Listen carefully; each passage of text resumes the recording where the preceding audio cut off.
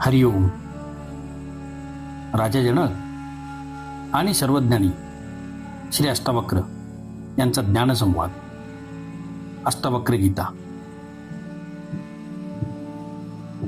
अध्याय 18, श्लोक 5. न दुरम न च संकोचाल लब्धमेवात्मनः पद्मम् निर्विकल्पम निरायासम निर्विकारम निरंजनम. अनुवाद. हा आत्मा कुठे दूर नाही किंवा तो काही कुठल्या बाबीचा संकोच केल्याने प्राप्त होत किंवा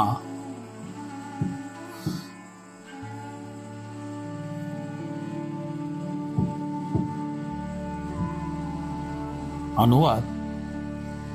हा आत्मा कुठे दूर नाही किंवा तो काही कुठल्या बाबीचा संकोच केल्याने प्राप्त होतो असेही नाही.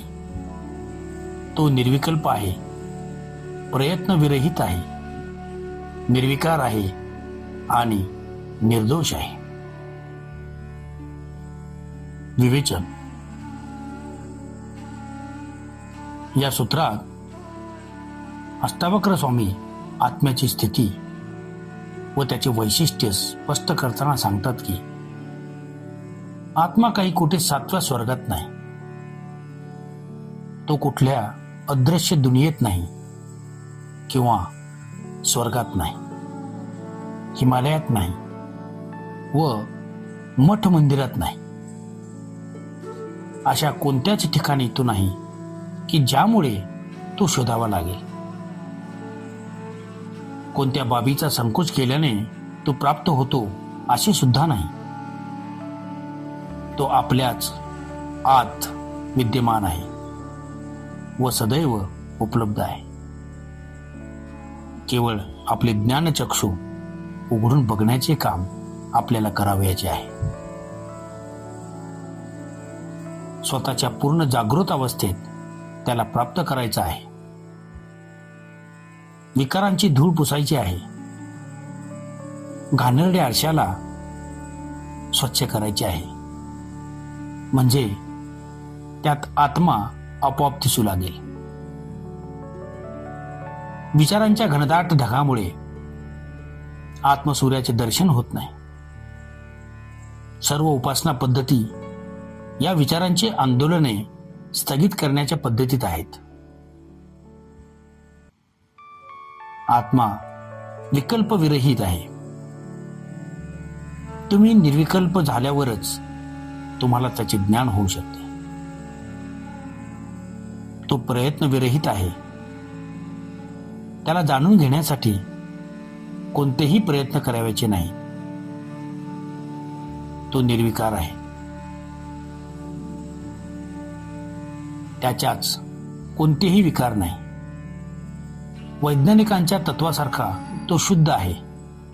तो योगीत सुद्धा नाही. त्याच्यात पाप पुण्य, चांगले वाईट, हित अहित अशा स्वरूपाचे काहीच नाही. तो निर्दोष आहे. त्याच्यात कोणताही दोष नाही. तो अलिप्त आहे.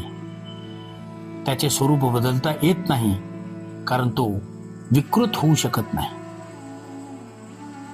तो कोणी हिसकावून घेऊ शकत नाही किंवा चोर चोरू शकत नाही. तो अप्रकट देखील नाही. तो कोणत्या खोलीत बंद अवस्थेतही नाही. तो तर सदैव उपलब्ध आहे. फक्त त्याचे विस्मरण झाले आहे. त्याची आठवण तेवढी करावयाची आहे. अध्याय 18, श्लोक 6. व्यामोह मात्र विरतो स्वरूपादान मात्रतः वितशोका विराजन्ते निरावरण दृष्टयः.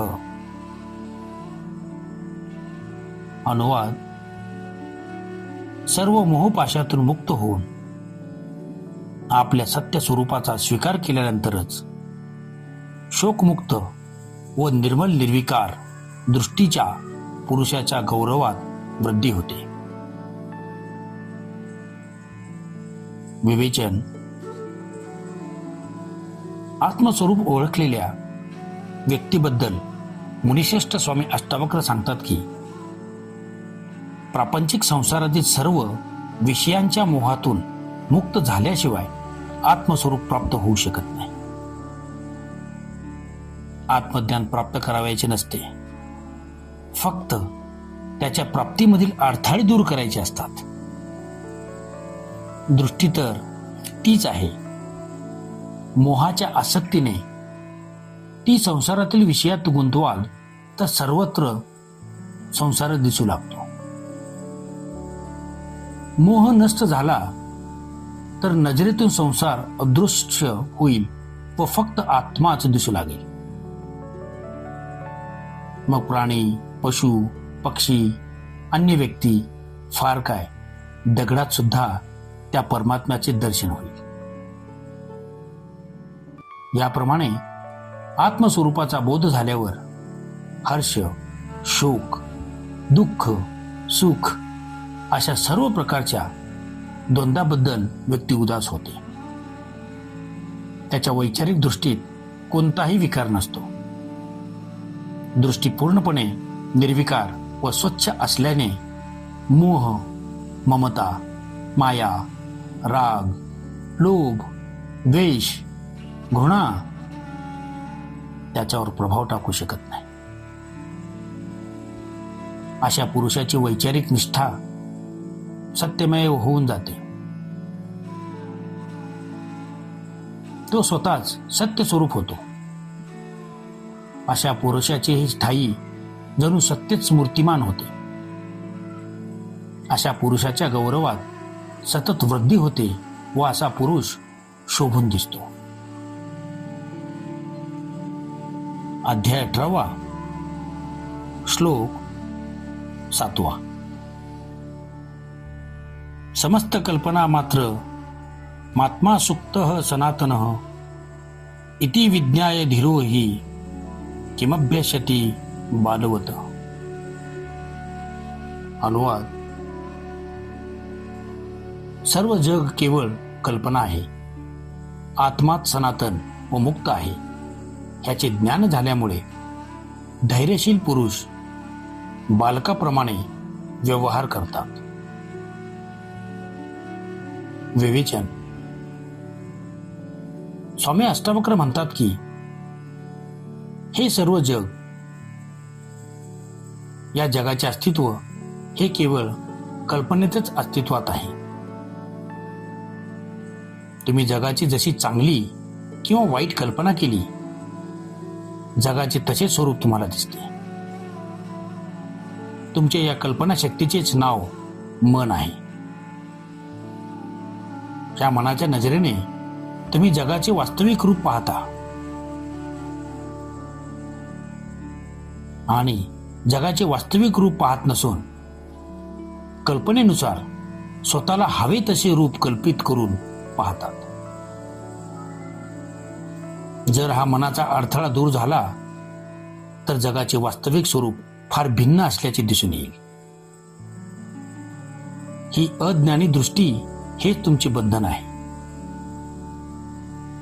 त्याचा त्याग करून चेतनेच्या रूपाचे प्रत्यक्ष दर्शन घ्याल तेव्हा त्याच क्षणी मुक्त व्हाल व त्याच क्षणी आत्मज्ञान प्राप्त होईल. हा आत्मा मुक्त आहे व सनातन आहे. तो स्वतः बंधनग्रस्त नाहीच, शिवाय अशीही नाही की आज आहे व उद्या राहणार नाही. तो सनातन आहे,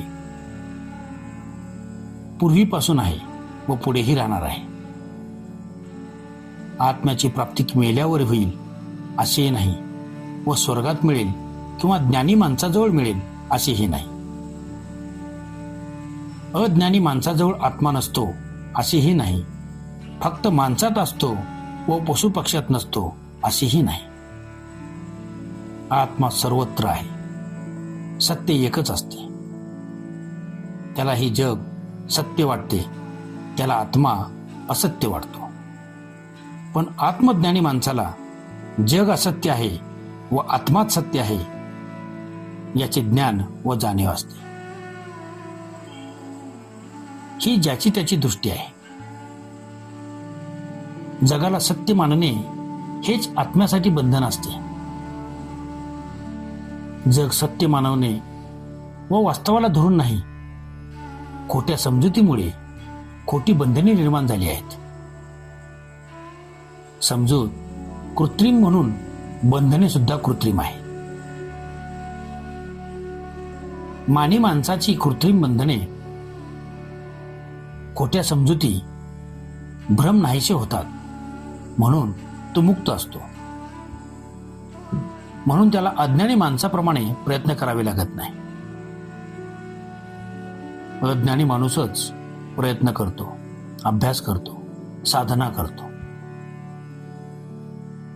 आत्मज्ञान प्रयत्न, साधना, परिश्रम यामुळे प्राप्त होत नाही. ते तर प्राप्तच आहे, फक्त दृष्टी परिवर्तन करून निर्विकारपणे त्याच्याकडे बघायचे आहे. केवळ साक्षीदार होणे पुरेसे आहे. प्रयत्न करणे हे जगाचे लक्षण आहे. साक्षीत्व तर परमेश्वराप्रमाणे आहे. तुमच्या प्रयत्नामुळेच कर्मांचा ढीग साचला जातो. हजारो जन्मात प्रयत्न करूनच तुम्ही कर्मांचा संचय गोळा केला आहे. नरकात जाण्यासाठी तुम्ही भरपूर प्रयत्न करता, पण एका क्षणात व प्रयत्नाशिवाय जी मुक्ती प्राप्त होऊ शकते तिच्याकडे मात्र दुर्लक्ष केले आहे. एखाद्या गोष्टीचा साठा करण्यास, संचय करण्यास प्रयत्न करावे लागतात, पण त्याग मात्र एका क्षणात बसल्या जागी कोणतेही कष्ट न करता, कोणतेही प्रयत्न न करता सुद्धा त्याग करता येतो. आसक्तीचा त्याग करणे हाच खरा त्याग आहे. साक्षात्काराचा अनुभव झटकन एका क्षणात घडून येईल. जणू काही स्वप्नातून जागे व्हावे तशी घटना घडून येईल. सर्व साचलेली कर्मे एका क्षणात नाहीशी होतील. ज्याप्रमाणे स्वप्नात केलेल्या कामांची, चांगल्या वाईट कर्मांची कोणतीही शिक्षा मिळत नाही, त्याप्रमाणे अज्ञानात झालेले कर्मे बंधन होत नसतात. मुक्त तर तुम्ही आधी सुद्धा होतातच. बंधन हीच भ्रांती होती व नाहीशी झाली. बसल्या बसल्याच मुक्त होता येते. श्रवण भक्तीद्वारा ऐकून ऐकून मुक्त होता येते. कुठे जावे लागत नाही, कुठे यावे लागत नाही. उपवासात मुक्ती नाही किंवा शीर्षासनात मुक्ती नाही. कुंडलिनी जागृती करावी लागत नाही किंवा योगातील मुद्रा कराव्या लागत नाही. ना शास्त्राची जरुरी आहे, ना गुरुची आवश्यकता आहे. अज्ञान कबूल करणे म्हणजेच ज्ञानाचे दरवाजे उघडे करण्यासारखे आहे. अहंकाराचा त्याग करणे म्हणजेच सहज स्वाभाविक रूप प्राप्त करणे आहे. ओम शांती शांती शांती.